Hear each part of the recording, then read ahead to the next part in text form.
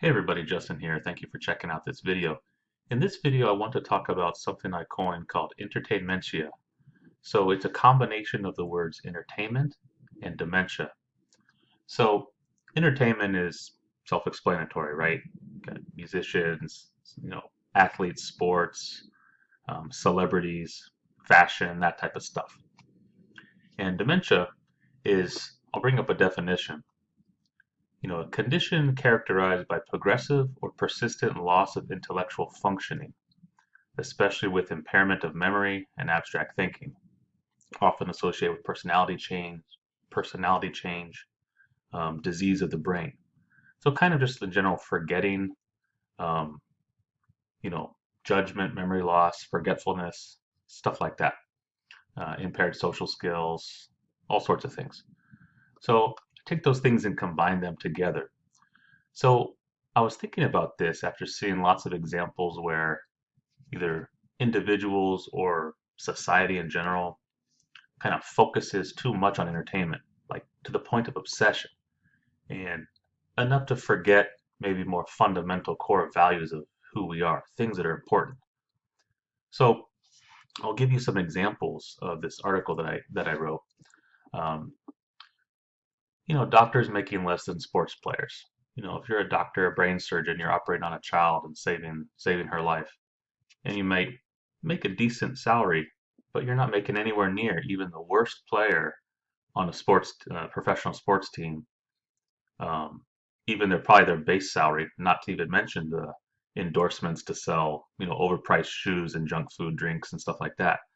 So that example alone would be enough to write a whole book on. But there's many more. People trying to um, do stuff for social media, take selfies, and they fall off a cliff and die or get severely injured. That's another example.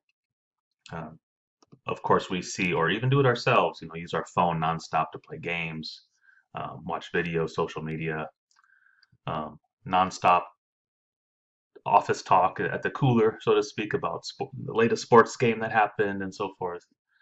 I've seen some videos where people have gotten beat up because they revealed something about a show that's out or the sports game, things like that.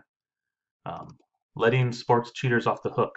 We try to tell our kids, cheating's wrong, but yet if so and so use performance enhancing drugs or steroids, it's like, well, they're very wealthy and very good at what they do, and they're just entertaining us, so therefore it's okay. Or they're just doing this for a movie role or something like that, right? It's okay, but it really goes against kind of values we try to instill in our children. Many examples of people pulling out their phones to record something happening instead of actually physically stepping in or verbally to stop something like someone getting beat up or assaulted, whatever, because they want to get the hits, they want to get the views, they want to sell, the affiliate links and that type of thing. They want to get the clout, social media clout. Enjoying watching people fight each other is very um, similar, very similar to that. People enjoy watching others fight, and to me, it's always been kind of weird. Fawning over everything celebrities do. If a celebrity makes a post or does something or wears a certain fashion, let's talk about it. Let's write all these articles on it. Let's write articles about the articles. Let's write articles about their tweets and all sorts of stuff. Car crashes from texting, checking phones, that could be another example. You're really trying to, look at your videos on social media, whatever, while you're driving, you know. Of course, the real life of driving and getting from point A to point B safely is overlooked. Um, Selling on like say eBay of like celebrity hair, chewed gum, uh, sweaty jersey, that type of stuff for outrageous prices. Shoes used in a game, Um, Most popular YouTube and other channels are usually gaming or entertainment, sports type of content. It's never going to be the science content. It's never going to be education or math skills or real life skills. It might be skills about putting a ball in a hole or something like that. Um, One of the main things that really gets me is teachers making next to nothing. You got teachers struggling sometimes with multiple jobs, side hustles, trying to make like even like 40,000 a year. 40,000 US dollars a year. And that is teaching our, those teachers are teaching our kids real life skills, real life education, not putting a ball in a hole and things like that. So that one is one that really gets me. It's like that they should be much higher. I don't know how high. I don't have a lot of answers, but people complaining artist price so high. Yet again, similarly, artists make very little. I already mentioned people dying, literally dying, trying to get likes on social media. Um, One thing I noticed with people is that you could ask them anything about sports. So they could name everybody on the team, various statistics, a lot of numbers. But you ask them like, what's your child's social security number? Or what is, your child's, what do they do in school and what are their favorite topics and what did they write that short story about and all this? They would have no idea, no idea whatsoever. But they can keep up with everything a celebrity is doing, all sorts of stuff like that. Um, the general idea of children being sold dreams, companies making billions of dollars off of children being sold dreams that these shoes will make you jump better, run faster.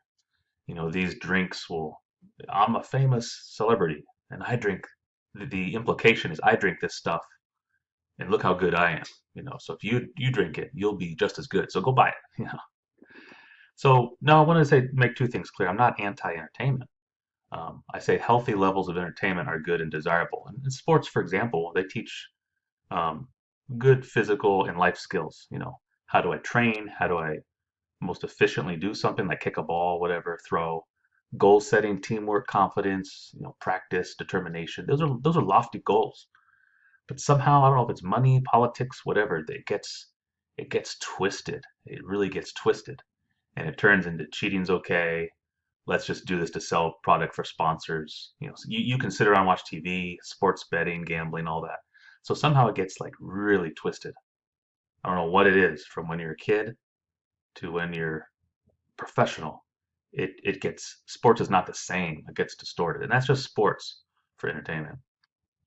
Second, I will say everyone needs at least one pressure valve, I call it, in their life. So to relax, let off steam, have fun, play, fantasize, zone out, whatever you want to call it.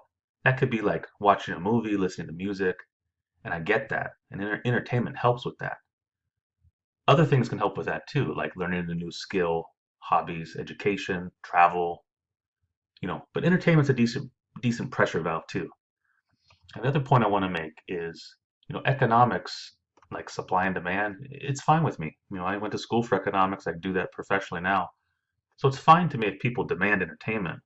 But again, my point is the extreme state is not quite sane. There's some disease there. Again, making more money than a surgeon or a paramedic or a teacher, um, someone that designed a space shuttle, making more money to put a ball in a hole to sell junk food to your kids. It doesn't pass the smell test. It's not even reasonable. It's like we're on different planets. Okay. So now what's the solution? What's the solution to this? I don't know. I don't have all the answers. Okay. But I think it would be better if just an extremely small fraction of resources for entertainment would be diverted to science, for one thing, and education in general. And I think only then will we remember that we're human. Think about like what our kids need. They do need some sports. They do need some entertainment. But you come up, you read some of these examples, and there are many more examples. I have many more examples and specific examples with names and dates and so forth.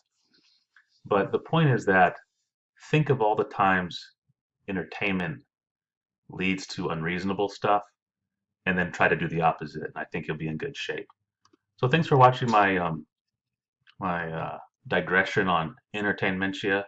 Again, it's mixing entertainment with dementia, and trying to think about awareness of it, like when you start to see it, and just what's unreasonable states of entertainment, and think about what we need for our kids and as a society in general. And I think that'll help us get on the right track. So I appreciate you checking this out, and I'll see you next video. Bye bye.